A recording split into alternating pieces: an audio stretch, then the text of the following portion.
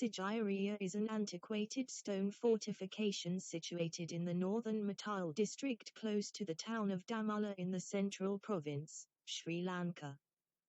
The name alludes to a site of verifiable and archaeological essentialness that is overwhelmed by a monstrous section of rock almost 200 meters, 660 feet, high. As indicated by the antiquated Sri Lankan annal the Kilavamsa, this site was chosen by King Kashyapa, 477–495 CE, for his new capital. He manufactured his royal residence on the highest point of this stone and embellished its sides with bright frescoes. On a little level mostly up the side of this stone he fabricated an entryway as a colossal lion. The name of this spot is gotten from this structure, Sigiri, the lion rock, a historical background like Simhapura, the Sanskrit name of Singapore, the Lion City. The capital and the regal royal residence was surrendered after the ruler's passing. It was utilized as a Buddhist religious community until the 14th century. Sigiriya today is a UNESCO recorded World Heritage Site. It is extraordinary compared to other safeguarded instances of antiquated metropolitan arranging. Chronicled past. The climate around the Sigiriya may have been possessed since ancient occasions. There is clear proof that the many stone asylums and collapses the region were involved by Buddhist priests and religious zealots from as ahead of schedule as the 3rd century BCE. The soonest proof of human home at Sigiriya is the Aligala Rock Asylum toward the east of Sigiriya Rock, demonstrating that the region was involved almost 5,000 years prior during the Mesolithic period.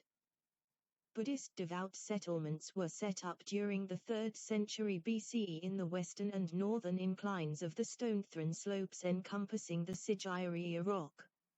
A few stone sanctuaries or caverns were made during this period. These sanctuaries were made under huge stones, with cut dribble edges around the cavern mouths.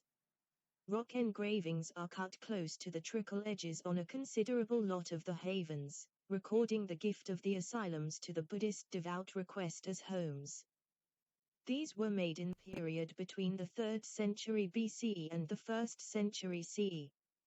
In 477 CE, Kashyapa I, the Lord's child by a non-regal associate, held on to the seat from King Datusna, following an overthrow helped by Magara, the king's nephew and armed force leader. The legitimate beneficiary, Moggallana, dreading for his life, fled to South India.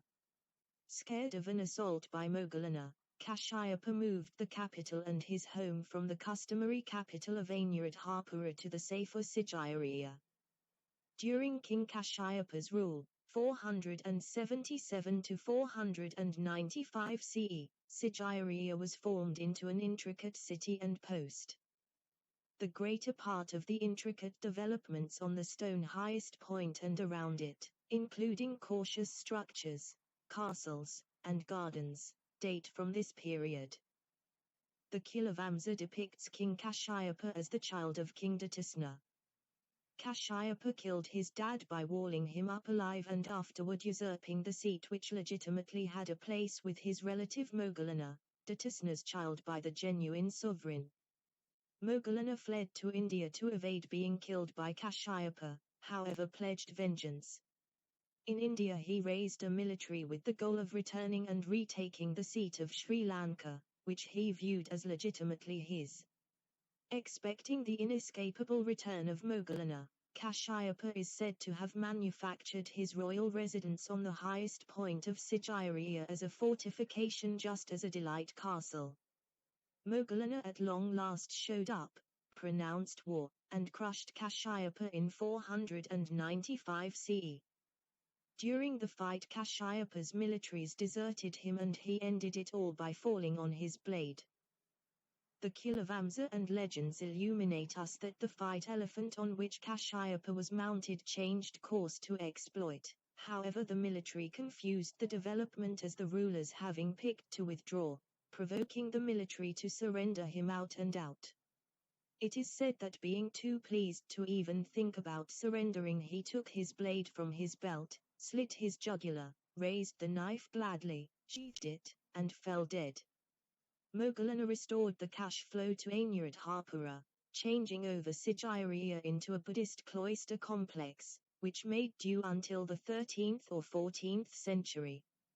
After this period, no records are found on Sigiriya until the 16th and 17th hundreds of years, when it was utilized quickly as a station of the Kingdom of Kandy. Elective stories have the essential manufacturer of Sigiriya as King Datusna, with Kashyapa completing the work to pay tribute to his dad. Then again, different stories depict Kashyapa as a playboy ruler, with Sigiriya his pleasure castle. Indeed, even Kashyapa's inevitable destiny is questionable. In certain renditions he is killed by poison managed by a courtesan, in others he slits his own jugular when abandoned in his last battle. Still further translations see the site as crafted by a Buddhist people group, without a military capacity. This site may have been significant in the opposition between the Mahayana and Theravada Buddhist customs in antiquated Sri Lanka. Archaeological remaining parts and highlights. The Lion Gate and climbing stretch. In 1831, Major Jonathan Forbes of the 78th Highlanders of the British Army, while returning riding a horse from an outing to Polonnaruwa, experienced the shrubbery-covered culmination of Sigiriya. 6. Sigiriya went to the consideration of savants and, later, archaeologists. Archaeological work at Sigiriya started from a more minor perspective during the 1890s. H.C.P. Ringer was the primary paleologist to direct broad exploration on Sigiriya. The Cultural Triangle Project, dispatched by the government of Sri Lanka, concentrated on Sigiriya in 1982. Archaeological work started on the whole city unexpectedly under this undertaking. There was a shaped lion's head over the legs and paws flanking the passage, yet the head imploded years back. Sigiriya comprises of an antiquated fortress worked by King Kashyapa during the 5th century. The Sigiriya site contains the remnants of an upper castle situated on the level top of the stone, a mid-level patio that incorporates the Lion Gate and the mirror divider with its frescoes. The lower royal residences sticks to the inclines beneath the stones. The canals, dividers and nurseries of the castle, stretched out for 200 or 300 meters from the base of the stone. The site was both a castle and a fortification. The upper royal residence on the highest point of the stone incorporates storages cut into the stone. Site plan. Sigiriya is considered to be one of the most important urban planning sites of the first millennium, and the site plan is considered very elaborate and imaginative.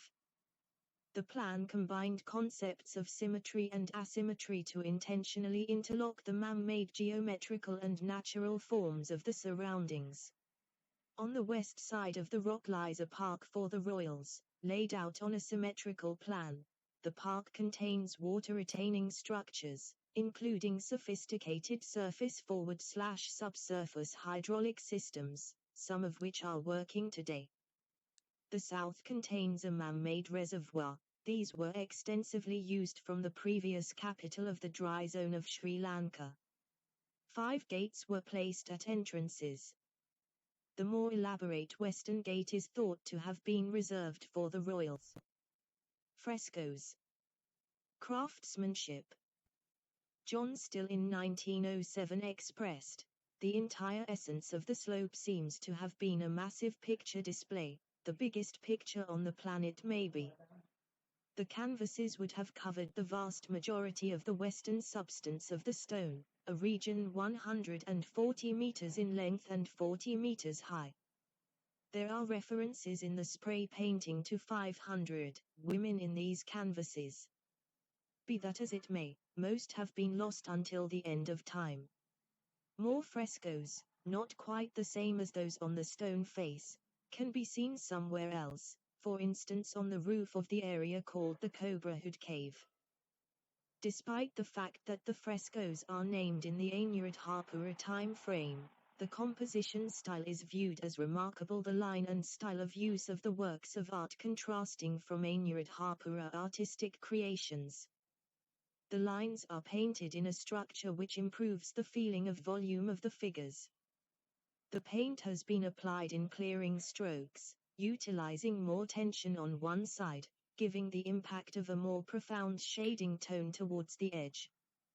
Different works of art of the Anuradhapura time frame contain comparable ways to deal with painting, yet don't have the scrappy lines of the Sigiriya style, having a particular craftsman's limit line. The genuine personality of the women in these compositions actually have not been affirmed. There are different thoughts regarding their personality. Some accept that they are the women of the lords while others imagine that they are ladies partaking in strict observances. These photos have a nearby likeness to compositions found in the Ajanta caves in India. Subjects of the Sigiriya frescoes artistic creations. These maidens have high brows molding their countenances with alluring doe eyes, a rose-hued redden on their cheeks and lips as lotus buds peer down from the exhibition where they live. These exquisite ladies wear pullovers of the gossamer shroud, the surface of which is luxurious spider webs woven in the breeze. 7 layers of this transparent material resembles evening dew on the grass and like running water. Mirror divider. The mirror divider and twisting steps prompting the frescoes. Initially this divider was so exceptionally cleaned that the ruler could see himself while he strolled close by it. Made of block stonework and shrouded in exceptionally cleaned white mortar, the divider is currently incompletely covered with sections wrote by guests, some of them dating from as right on time as the 8th century. Individuals of different kinds composed on the divider, on changing subjects, for example, love, incongruity, and encounters, everything being equal. Further composition on the mirror divider presently has been prohibited for the security of the old works. The Archaeological Commissioner of Ceylon, Senarath Paranavidhana, unraveled 685 sections written in the 8th, 9th and 10th hundreds of years CE on the mirror wall. 12. One such sonnet from these long past hundreds of years, generally deciphered from Sinhala, is, I am Boodle, the author's name. Accompanied many individuals to see Sigiriya. Since all the others composed sonnets, I didn't. Water gardens. A pool in the nursery complex. The nurseries of Sigiriya, as observed from the culmination of the Sigiriya rock. The water nurseries can be found in the focal segment of the western region. 3 chief nurseries are found here. The primary nursery comprises of a plot encompassed by water. It is associated with the primary area utilizing 4 thoroughfares, with doors set at the top of each highway. This nursery is worked by an antiquated nursery structure known as Sinjbat, and is one of the most seasoned enduring models of this structure. The second contains 2 long, profound pools set on one or the other side of the way. 2 shallow, serpentine streams lead to these pools. Well springs made of round limestone plates are set here. Underground water conductors flexibly water to these well springs which are as yet useful, particularly during the blustery season. 2 enormous islands are situated on one or the other side of the subsequent water garden. Summer castles are based on the leveled surfaces of these islands. 2 additional islands are found farther toward the north and the south. These islands are inherent away like the island in the main water garden. The third nursery is arranged on a more significant level than the other 2. It contains a huge, octagonal pool with a raised platform on its upper east corner. The enormous block and stone mass of the bastion is on the eastern edge of this nursery. The water gardens are assembled evenly on an east-west pivot. They are associated with the external canal on the west and the huge fake lake toward the south of the Sigiriya rock. All the pools are likewise interlinked, utilizing an underground course network took care of by the lake, and associated with the canals.